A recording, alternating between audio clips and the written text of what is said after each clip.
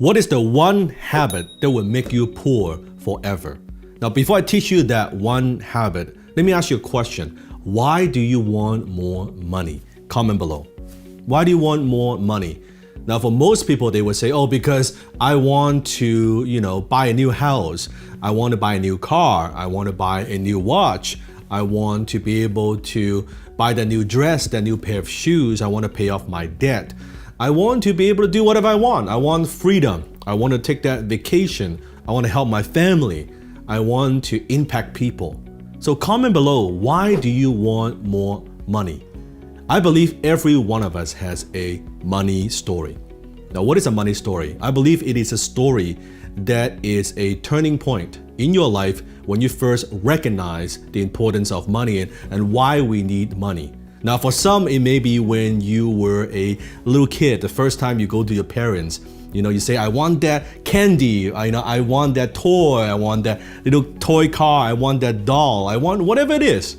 You go to your parents and they say to you, no, what? You think money grows on trees? We don't have money. We can't afford it. Now, that could be your money story, or your story could be that maybe when you were going through high school, you didn't have a lot of money and you were wearing the same pair of pants and same pair of shoes every day, and your friends, they laugh at you, right? Oh man, why you don't wash your clothes, you wear the same thing again and again, and you register that, okay, darn it, I need to look a little different. Or they have the new cell phone and you don't have the new cell phone. They have the latest computer and you don't have the latest computer. You're like, darn it, I want that thing. I need to make some money, right? Maybe that's your first encounter with money.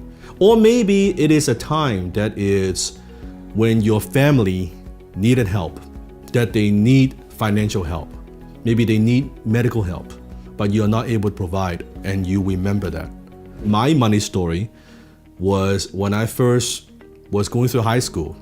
And one time when I came home, I saw my mom in the bedroom. I was in the living room, and I eavesdropped, and she was having a conversation with somebody, and I could hear her crying on the phone. So I knocked on the door and I said, Mom, is everything okay? And she opened the door and she said, no, everything's fine. I'm just talking to your father. And later on, she told me that my dad actually went bankrupt in Hong Kong, that his business partner basically took all his money and disappeared. And that left him with almost over $1 million in debt in US dollars. So he had to file for bankruptcy. And he could no longer support us financially, and he could no longer send us allowance. We're kind of on our own. And my mom has never worked a day in her life. She's just a housewife. She sacrificed and spent all that effort just taking care of me and raising me as a child. And in a country where we don't speak the English, and my mom still can't speak English. In a scenario like that, I learned about the importance of money. I learned that not having money equals pain. Not having money equals lack of security. Not having money equals being a disappointment for your family. That's kind of my first encounter with money. Now, what has this to do with the one habit that will make you poor? So I want you to think back and comment below. Think back your money incident, your money story. When was the first time that you got it, that you're like, oh, I need money.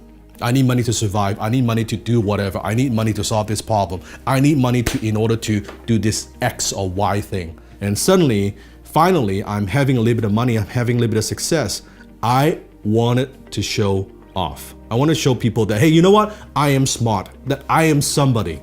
I'm not the invisible kid in high school. Look at me. Look at how good I am. Like I'm better than you. It was all ego driven. It was all pride driven. I was getting a new car every year, was buying all kinds of stuff that I don't need. If you really think about why you want money, and you might want all these things, but my guess is when you go deeper, you actually go deeper. I believe we're actually going after a certain feeling that I want, a certain feeling that you want. Now you may be thinking, no, Dan, I don't care about the materialistic things. No, you're still going after something. Maybe you want the freedom, you want to travel, you want to be able to work from home. You want to be able to impact other people. You want to be able to help the charity that you want to support. There's something that you're after. You're just going after it in a different way. Does that make sense? We're after certain emotions that money could provide for us. So what happens is, then we want to buy those things. We want to buy things that gives us those emotions to make us feel good. And that's how most people end up spending money we don't have, buying things that we don't need to impress the people that we don't even freaking like. And that's what I did for a period of time, for a long period of time. I thought that's what it is. You have money, you spend it, right? You buy things, you buy cool things, and you buy the next thing, and you think that next thing would give you that feeling, that emotion that you are craving for. Not there. And you think, no, maybe that next thing would be it, and it's still not it, right? And I was chasing these emotions. Okay, if I do this and do that, then I will finally get it. What I didn't recognize is that's actually not how it works.